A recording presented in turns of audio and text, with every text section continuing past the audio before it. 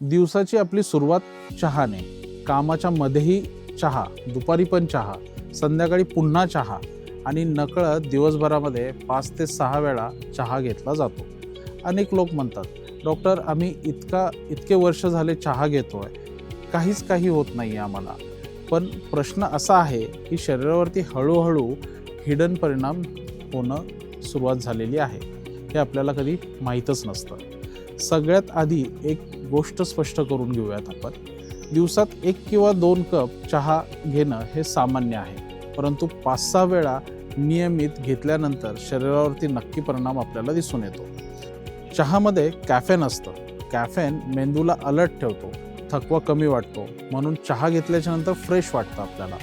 परंतु वारंवार चहा जर आपण घेण्यात आला तर बॉडी सतत स्टिम्युलेशनमध्ये राहायला मदत होते.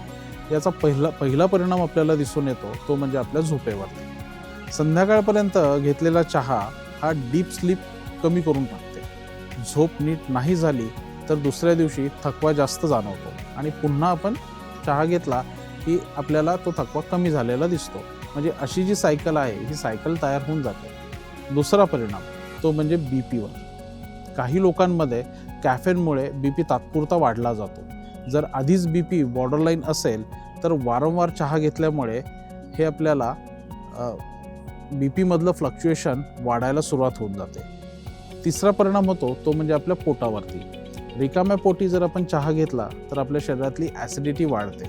छातीमध्ये जळजळ होणं, गॅसेस निर्माण होणं, पोट दुखणं अशी लक्षणं आपल्याला दिसू लागतात. सर्वात मोठा हिडन मुद्दा काय आहे तो म्हणजे आहे साखर, म्हणजे आपलं डायबिटीज.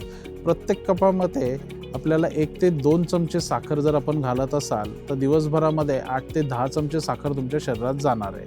म्हणजेच एक्स्ट्रा शुगर हे आपल्याला वजन वाढवण्याचं काम करणार आहे, इन्सुलिन रेझिस्टन्स वाढवण्याचं काम करणार आहे आणि मग पुढे जसं मी मगाशी सांगितलं त्या पद्धतीने डायबिटीजची रिस्क वाढायला सुरुवात होते.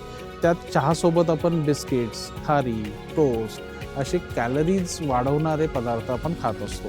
त्यामुळे अजून रिस्क आपल्याला वाढत जाते. आता पुढचा एक प्रश्न आपल्यासमोर येतो, तर या सगळ्या गोष्टींसाठी नेमका पर्याय काय आहे? पहिलं म्हणजे फ्रिक्वेन्सी कमी करणं. 5 ते 6 वेळा जर आपण चहा घेत असेल तर आपल्याला ते 2 ते 3 वेळा वरती आणणं गरजेचं आहे. दुसरं काय आहे तर आपल्याला साखर कमी करणं गरजेचं आहे. हळूहळू कमी केल्यास आपल्याला चव ॲडजस्ट व्हायला मदत होणार आहे. काही वेळा रेग्युलर दुधाच्या चहाऐवजी आपल्याला ब्लॅक टी घेणं हे नेहमी फायदेशीर ठरू शकतं. ज्याच्यामध्ये साखर टाळली तर कॅलरीज कमी होतात. ग्रीन टी सुद्धा हा एक उत्तम पर्याय आहे, पण त्यातही अतिरेक करू नका. दिवसाला 1 किंवा 2 कप पुरेसे आहेत. घरात सहज मिळणाऱ्या गोष्टी वापरून आपण घरी साधा काढा तयार करू शकतो. त्याच्यामध्ये आलं, तुळस, थोडी दालचिनी, काळी मिरी हा दादा नानी स्टाईलचा जो काढा आहे तो आपल्याला इम्युन सिस्टम चांगला स्ट्रॉंग करायला मदत करतो आणि त्यात कॅफेन नसतो. पण लक्षात ठेवा त्यात सुद्धा जास्त साखर घालू नका. उन्हाळ्यात ताक हा एक सगळ्यात उत्तम पर्याय मानलेला आहे आणि तो चांगला सुद्धा आहे. साधं पाणी, लिंबू पाणी किंवा कोमट पाणी हे सुद्धा बॉडी हायड्रेट ठेवायला आपल्याला मदत करते आणि त्यामुळे आपला थकवाही कमी होऊ शकतो. महत्त्वाचं म्हणजे चहा पूर्णपणे बंद करायचा नाही, पण डिपेंडन्स कमी करणं गरजेचं आहे. जर आपल्याला दिवसात वारंवार थकवा येतोय आणि चहाशिवाय काम होत नसेल तर त्या थकव्यामागे झोपेची कमतरता, स्ट्रेस लेवल्स किंवा शुगर इनबॅलन्स होणं, थायरॉईड प्रॉब्लेम या सगळ्या गोष्टी आहेत का नाही हे आपल्याला तपासून घेणं गरजेचं आहे. कारण चहा सिम्पटम्स लपवतो, कारण संपवत नाही किंवा काढूनही टाकत नाही. त्यामुळे बॅलन्स ठेवणं खूप गरजेचं आहे.